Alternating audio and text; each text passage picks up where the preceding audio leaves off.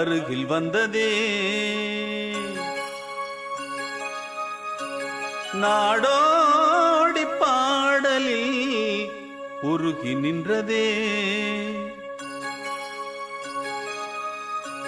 ஆகாய தாமரை அருகில் வந்ததே.